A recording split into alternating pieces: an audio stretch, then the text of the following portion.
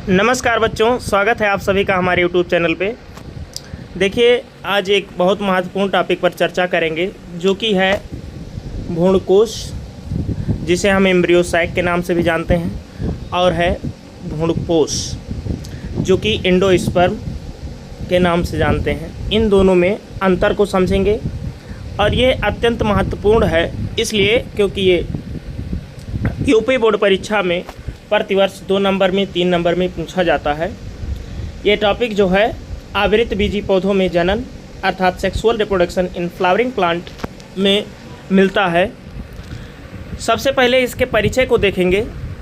देखिए, आवृत बीजी पौधे एंजियोस्पर्म के लैंगिक जनन में भ्रूणकोश और भ्रूणपोष 2 अत्यंत महत्वपूर्ण संरचनाएं हैं। ये दोनों नाम सुनने में एक जैसे लगते हैं, परंतु इनमें निर्माण, संरचना और कार्य में बहुत बड़ा अंतर होता है। इसमें जो अंतर है वो नीचे स्पष्ट है। देखिए, मुख्य अंतर तालिका में है। विशेषता, सबसे पहले इसकी विशेषताओं को समझेंगे। इसकी मुख्य परिभाषा भ्रूणपोष की और भ्रूणकोश की। देखिए, जो भ्रूणकोश है उसमें सबसे पहली वाली लाइन है, इसकी परिभाषा वो ये है कि यह पौधों का मादा युग्मकोद्भेद फीमेल गैमेटोफाइट है, जिसके अंदर अंड कोशिका में एग सेल स्थित होते हैं। और जो भ्रूणकोश है उसमें देखेंगे कि यह पोषक तत्व अर्थात न्यूट्रिटिव टिश्यू है जो विकासशील भ्रूण को पोषण प्रदान करता है। अब इसमें निर्माण का समय देखेंगे तो इसका निर्माण का समय निषेचन की प्रक्रिया से पहले होता है, और जो भ्रूणपोष है इसके निर्माण का समय निषेचन के बाद तिर संलयन या ट्रिपल फ्यूजन के फलस्वरूप होता है। इसका निर्माण निषेचन के बाद तिर संलयन या ट्रिपल फ्यूजन के फलस्वरूप होता है। अब इसमें गुणसूत्र की स्थिति को देखेंगे। देखिए, यह अगुणित हैप्लॉइड n नंबर ऑफ संरचना है।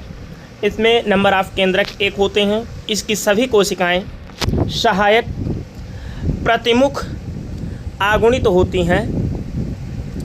और जो भ्रूणपोष है इसमें आमतौर पर त्रिगुणित ट्रिपल फ्यूजन अर्थात 3 केंद्रक इसमें देखने को मिलता है, क्योंकि यह नर युग्मक और द्वितीयक केंद्रक के मिलने से बनता है।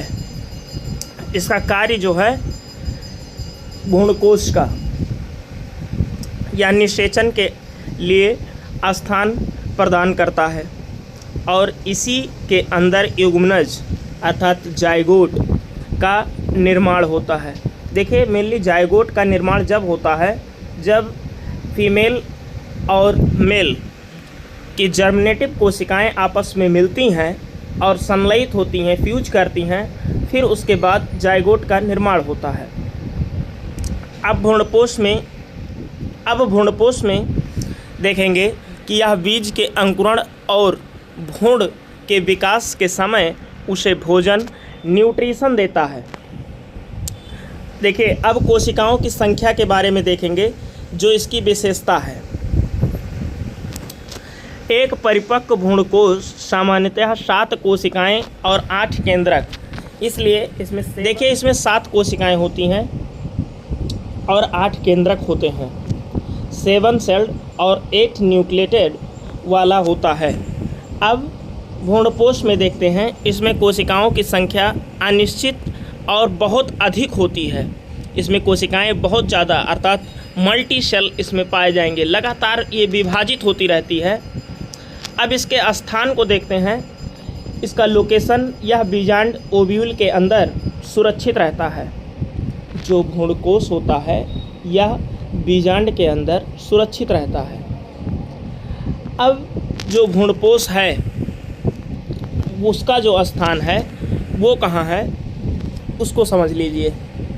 देखिए, यह बीज के अंदर भ्रूण के चारों तरफ पाया जाता है। यह बीज के अंदर भ्रूण के चारों तरफ पाया जाता है। अब इसके एक एक उदाहरण को समझते हैं। तो भ्रूणकोश की जो संरचनाएं हैं, यह एक सूक्ष्म संरचना है जिसे केवल सूक्ष्मदर्शी द्वारा देखा जा सकता है।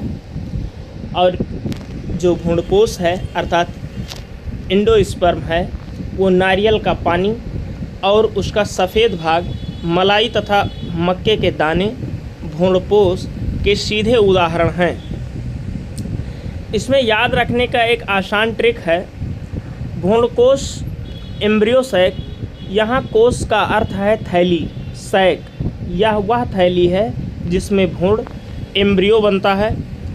और भ्रूणकोश को याद करने की एक विशेष ट्रिक है जिसका मतलब है यह पोष, इसका अर्थ है पोषण, न्यूट्रिशन। यह वह ऊतक है जो भ्रूण को भोजन या पोषण प्रदान करता है, जिसकी वजह से भ्रूण में बन रहे जायगोट की, जिसकी वजह से भ्रूण अत्यधिक विकसित होता है और धीरे धीरे वो बढ़ता रहता है।